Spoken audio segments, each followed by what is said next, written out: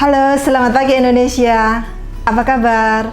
Jumpa lagi dengan saya Retno dalam Tanya Retno Aja.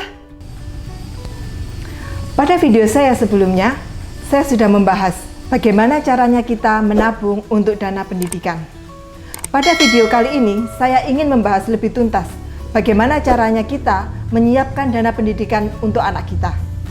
Sebenarnya, saat kita menyiapkan dana pendidikan untuk anak kita akan melihat berapa anak kita usianya saat ini dan kapan dana kita harus persiapkan untuk usia universitas. Di situ kita baru bisa melihat bagaimana caranya kita mempersiapkan dana tersebut.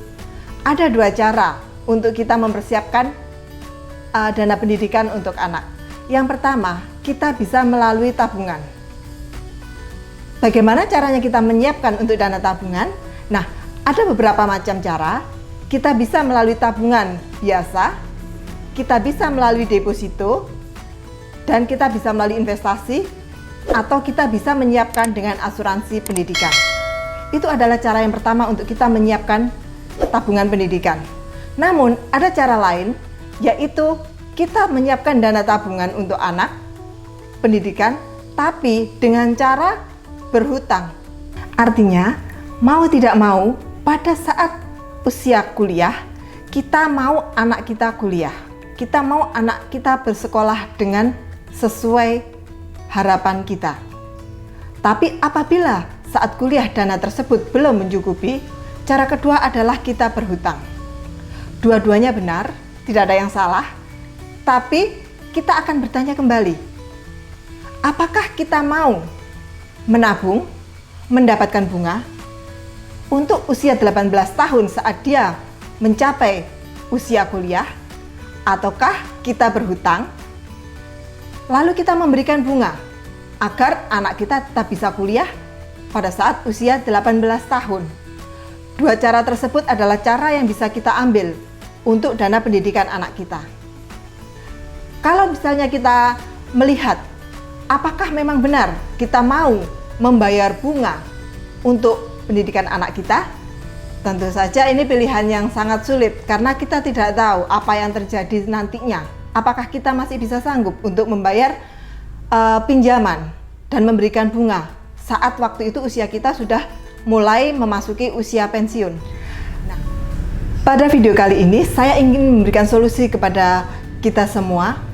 Apakah layak kita meminjam untuk pendidikan? Kalau memang itu benar-benar terpaksa, boleh kita lakukan. Tapi kalau misalnya kita bisa mempersiapkan sejak awal, kenapa kita harus meminjam? Bukankah lebih baik kita mempersiapkan sekarang dan kita mendapatkan bunga?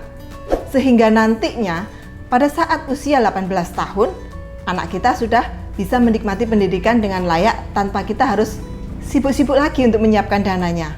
Apalagi sampai berhutang dan membayar bunga.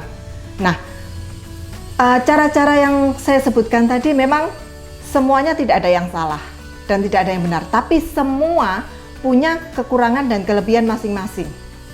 Cara pertama, kita menabung biasa. Kita menabung biasa, keuntungannya adalah dana tersebut liquid. Sewaktu-waktu kita butuh dana, kita bisa mengambil dana tersebut. Cara yang kedua, kita melalui deposito. Mungkin bisa kita menabung melalui deposito. Tapi mungkin kita akan berpikir, apakah nantinya untuk deposito ini kita tidak kemakan inflasi? Apakah nantinya kita akan bisa terus-menerus menabung tanpa kita khawatir kalau terjadi sesuatu penghalang, misalnya kita sakit dan lain sebagainya? Apakah kita masih bisa menabung? Nah, cara yang terakhir adalah solusi yang saya berikan adalah memberikan resiko itu terhadap pihak asuransi. Sebenarnya cara ini adalah cara yang paling sederhana, di mana kita sudah mempersiapkan berapa premi yang akan kita bayarkan sebagai beban biaya untuk pendidikan. Tapi termasuk juga ini adalah tabungan. Jadi tabungan kita sudah persiapkan sejak awal, kita sudah menghitung berapa kira-kira usia 18 tahun dana yang dibutuhkan, dan kita sudah memprediksi ada tidak ada kita, anak kita pasti bersekolah. Itulah keuntungan kalau kita menabung pada asuransi pendidikan. Kalau menurut saya pribadi, menabung pendidikan itu wajib. Tetapi memilih tabungan pendidikan itu terserah kepada kita semua, mau memilih yang mana. Nah, apabila saya mencoba untuk menjelaskan, kalau misalnya kita memilih dengan asuransi, kita mendapatkan keuntungan yang pertama, premi kita tetap. Yang kedua, kita bebas dari inflasi. Yang ketiga, ada tidak ada kita, anak kita pasti bersekolah.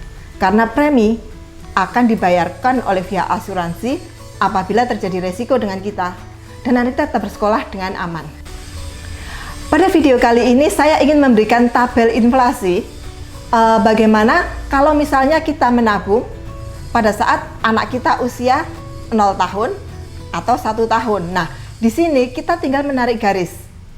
Kalau misalnya anak kita usia 0 tahun, kemudian dia akan kuliah pada usia 18 tahun, berarti kita ada kesempatan menabung selama 18 tahun. Kita boleh tentukan di mana anak kita nanti akan bersekolah, atau pada jurusan apa anak kita nanti akan bersekolah. Nah, di situ kita bisa menentukan kira-kira berapa biayanya. Apabila kita mengambil jurusan ekonomi misalnya, maka di sini kita akan tahu kalau sekarang biaya pendidikan untuk kuliah di ekonomi di kampus yang ternama adalah sekian ratus juta, misalnya seperti itu. Maka kita tinggal mengalihkan saja berapa inflasi dikalikan berapa masa kita menabung, maka akan terbentuk berapa dana yang akan kita siapkan. Demikian sekilas info yang saya berikan. Semoga info ini bermanfaat untuk memastikan anak-anak kita bisa bersekolah pada saat usia 18 tahun atau memasuki usia universitas. Jangan lupa like dan subscribe video ini untuk mendapatkan info-info selanjutnya. Dah.